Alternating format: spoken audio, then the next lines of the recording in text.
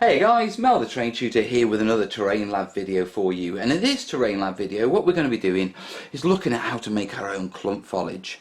Now, making clump foliage is a technique that's been in the community for a while, but full credit goes to Viv at Rubbish In, Rubbish Out for sort of bringing it into my consciousness and making me aware of sort of just how easy it is. I've always sort of avoided it in the past. Now, since I saw Viv do it, I've been playing around with it and watching other tutorials and that sort of stuff, and I've always struggled with it.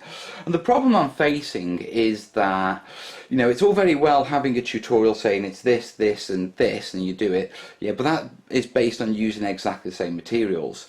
Yeah, and consistencies of paint, of PVAs, of foams change depending on your location and your supplies.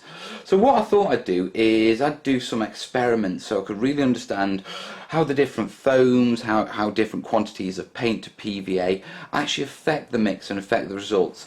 The idea being that, one, that I can sort of understand how those materials work together so I can create better clump foliage and more specific clump foliage for the job I need. And also to give you guys a thorough understanding so you can sort of troubleshoot your own sort of local materials, okay, to sort of work out the best way of making clump foliage for you. So we're going to do a couple of little videos, a couple of experiments, and off the back of that we'll come back with the conclusions, much like we did with the flocking and sealing and all those sort of Terrain Lab videos. And hopefully by the end of it we'll all have a better knowledge about how to make clump foliage and the clump foliage we need. So very quickly before I dive in, obviously we've got PVA, obviously we've got paint. Now I've got three different foams here. I've got standard upholstery foam, I've got composite upholstery foam, and I've got high density upholstery foam. So we're going to be looking at those as well. But the first thing I want to do is sort of work out a decent paint to PVA mix. Okay, so we're just going to pick one standard foam to start off with, get a baseline with the paint, and then once we've established a baseline with the paint PVA mix, we'll explore how the different foams affect it. So what we're going to do now is we'll jump to the first experiment, Right guys, the purpose of this experiment is to establish a baseline mix ratio of paint to PVA. Now, one of the things that I need to do with this experiment, because we're going to be trying different ratios, is I've got to sort of standardise my foam. Now this is that standard upholstery foam, and all I've done is just quickly thrown it in the blender for 5 seconds to blend it up. But to standardise it between the mixes, what I'm going to do is I'm going to use a measuring cup and literally just use the measuring cup to fill it up to a certain amount. Now I know it's not perfect, but what it should do is give me a rough baseline of how much foam is going in the first mix, to sort of soak up all of our PVA and paint mix. And then I can standardise and make sure I put the same amount of foam in each of the other mixes, so we can sort of stabilise that variable and be able to actually compare the paint to PVA mixes. Now I'm using standard paint, I'm still using standard PVA, and I'm using Wilco's emulsion paint, just basic house paint. In the US you call it latex paint. You can use other paints, of course, but you'll need to experiment with them. I'm using this because this is the sort of cheapest paint I can get in a vast array of different colours, from a local store. So it's my easy paint.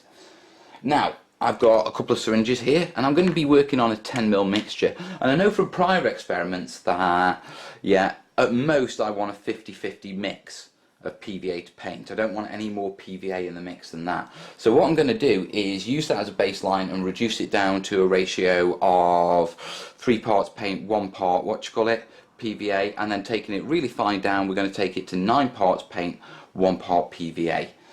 So straight off the bat, let's get cracked on. So we need 5 mils of paint.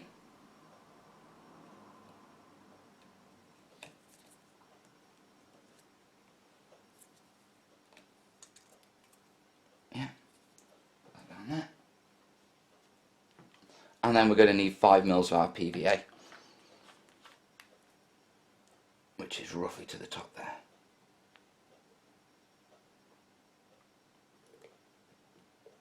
Give it a wipe off. And throw that in the mix.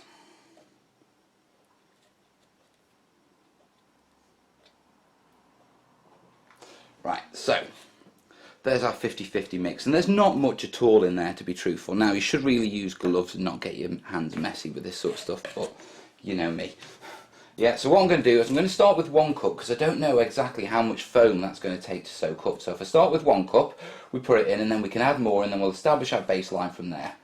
Yeah, so 1 cup. Yeah, and this is a 250 milliliter cup, or for the US it's 1 cup. I don't get these US cup measurements. Yeah, so goes in. And now it's just time to mix it all in.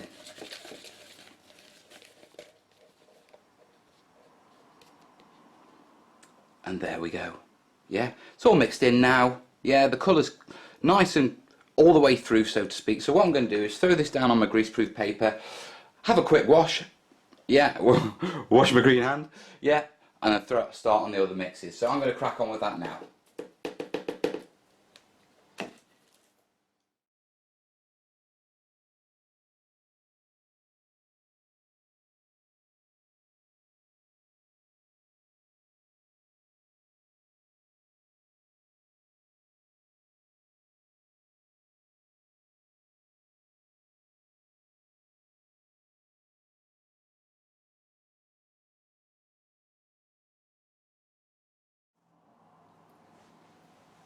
So we've got all those mixed up now, and very quickly, before I quickly talk about these, yeah, by fluke, by real chance, it turns out that 1 cup or 250 millilitres, yeah, of our blended foam works perfectly for 10 ml of our paint glue ratio. You saw me mixing it, it seems to soak up with good coverage across the board.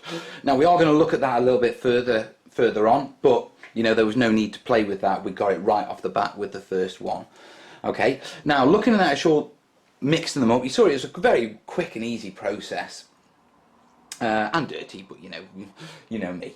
Now, initial thoughts before these are dry. If you look at them, you should be able to notice that one is certainly darker than the others.